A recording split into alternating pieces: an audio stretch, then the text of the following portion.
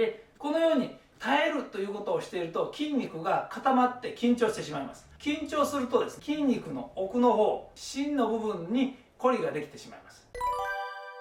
こんにちは、野村整骨院長の野村明です。はい、本日は頑固な難治性の肩こり、この改善方法をあなたにお届けいたします。あなたはこれまで様々な動画を見られて、いろいろな改善方法を試されてきたと思います。ヨガ、ストレッチ、エクササイズ、姿勢の矯正。初めは効果があったけど、だんだん効かなくなってきたり、まだいまいちスッキリしない。何よりこの動画を見られているということは、あなたはまだ肩こりで悩まれている。どうしてまだ肩こりで悩まれているのか。なぜなかなか改善しないのか。それは重要なことが抜けていたからです。その重要なこととは、呼吸と自律神経です。この2つを調整していないから、まだあなたは肩こりで悩まれているというわけです。ではどうして呼吸と自律神経が重要なのか、これについてお話しします。肩こりの人はほぼ 100%、ここは 100% と言い切っていいと思います。慢性的、長期的なストレス、精神的ストレスの影響を受けているからです。この精神的ストレスというのは、その人にとっての精神的ストレスですので、ですから、これぐらいは大丈夫だろうとか、これぐらい大したことないだろうとか、というわけではないわけですね。その人にとってはとても大きなものになっている可能性があります。現代社会ではいろいろなハラスメントや人間関係、この複雑な世の中でいろいろな精神的ストレス、これが全てあなたの肩にのしかかっているというわけです。精神的ストレスが体にかかると一体どうなるのか。それは耐える、我慢するということをしているはずです。筋肉を緊張させて体を固めているわけです。そしてそれが筋肉の一番奥ですね。その芯の部分のコリの原因となっているわけです。そしてストレスがかかると自律神経が乱れます。自律神経が乱れると血圧や血流はもちろんのこと、心臓の働きや内臓の働きですね。もちろん筋肉にも影響を与えます。ですから呼吸を使って自律神経を整えて、それから筋肉にアプローチする。この順番が重要になってきます。まとめますと、この頑固な難治性の肩こりを改善するっていうのは、1つ目は肩の筋肉が硬くなっている。これは当然わかると思うんですけども、2つ目は慢性的長期的なストレスの影響を受けて筋肉の芯の部分ですね、深い部分が硬くなっている。そして3つ目はその筋肉の深い部分を呼吸を使って自律神経を整えて、その筋肉の緊張をリラックスに持ってきます。それからですね、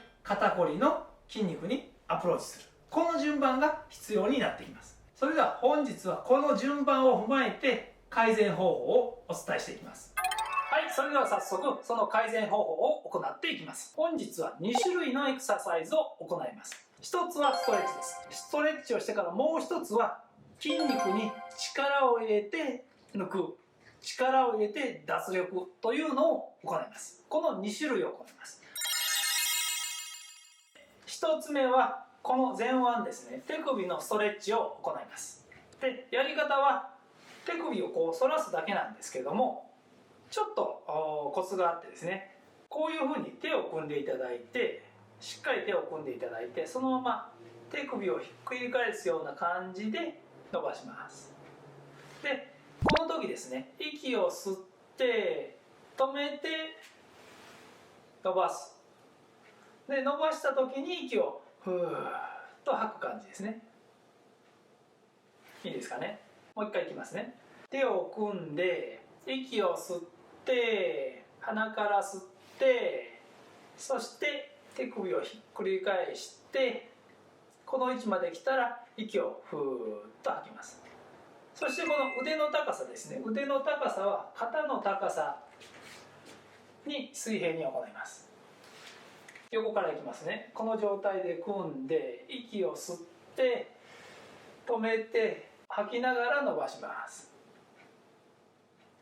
で、これを30秒行います。30秒経ったらゆっくりと下ろします。反対も同じですね。このように手を組んでいただいて、息を吸って止めてひっくり返します。そしてポジションが決まれば息を吐きます。で、30秒ですので普通に息吸っていただいて、吐く時をゆっくり吐いていただければいいです。で戻す時はゆっくりと戻します。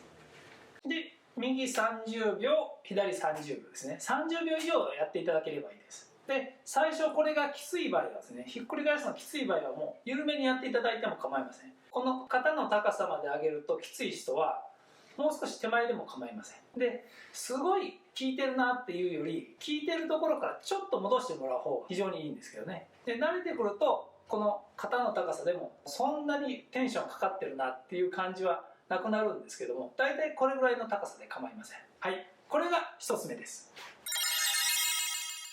2つ目の方はメインになるんですけども、動きだけを最初説明します。その後にそれに呼吸をつけたやり方を説明します。ちょっと注意点がありましてね、めまいとかを起こす人とかちょっとふらついたりする人はね、椅子に座ってしていただいた方がいいと思います。でやり方なんですけども、立ってやっていただいてもいいですし、座ってやっていただいても構いません。どちらでも構いません。手を横から真上に上げます。手のひらを前にしてあげていただいて、で上まで行くと真上まで行って耳の位置ぐらいまでですね、耳の位置ぐらいまで行って、その状態で手のひらを横に向けます。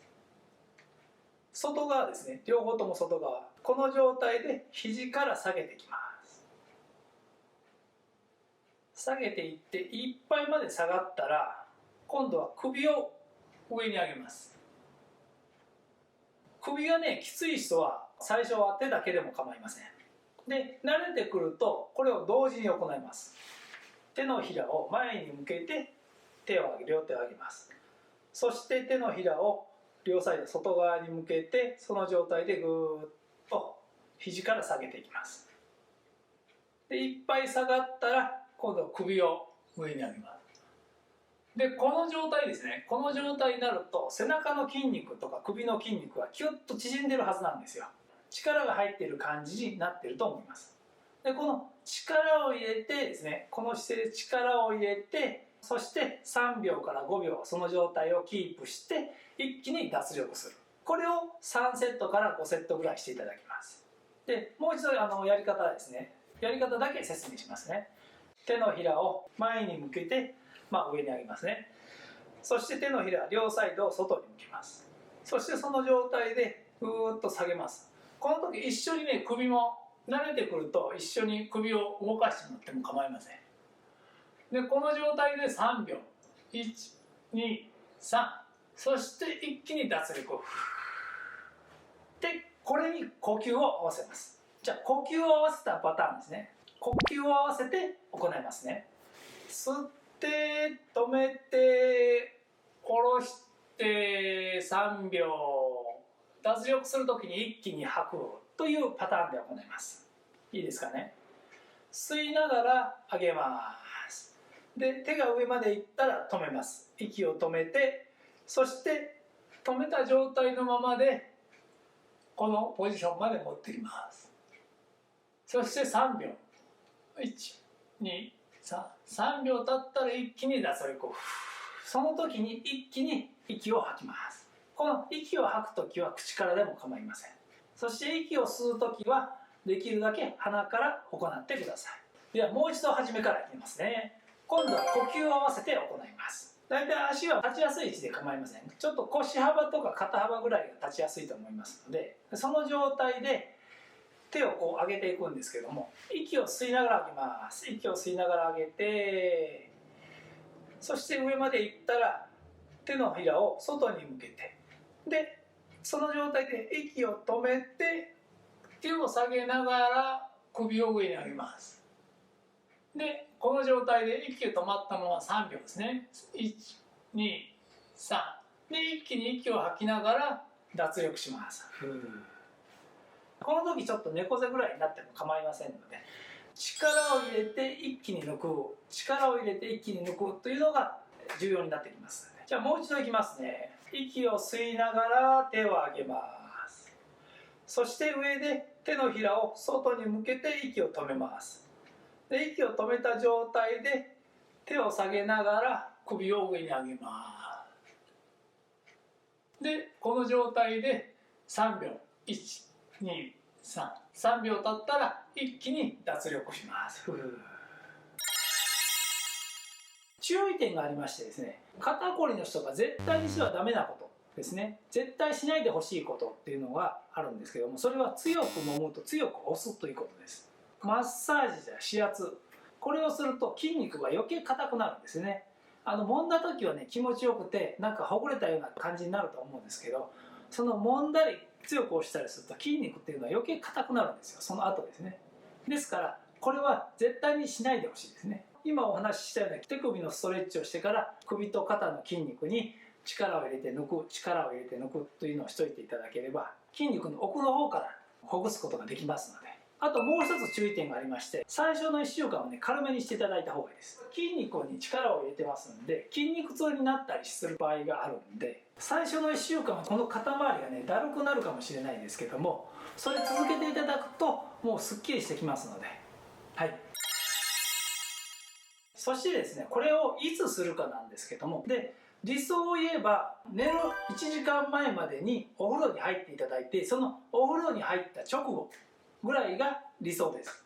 自律神経の副交感神経優位の状態に持っていきたいですね。筋肉凝り固まって血流が悪くなってるんですよね。でこれで筋肉を柔らかくして血流を良くしているんですけども、そしてその老廃物とかを排出してるんですけども、それが寝てる時に行われますんで、ですからこの寝る1時間ぐらい前にはもうやり終えてる感じですかねにしておいていただければいいと思います。これをしていただいて、副交感神経を優位にしていただいて、深い眠りですね、ぐっすりと眠っていただいて、翌朝すっきりして起きていただくというのが理想だと思っています。はい、いかがだったでしょうか。本日は呼吸と自律神経を使った頑固な難治性の肩こり、この改善方法をお伝えしました。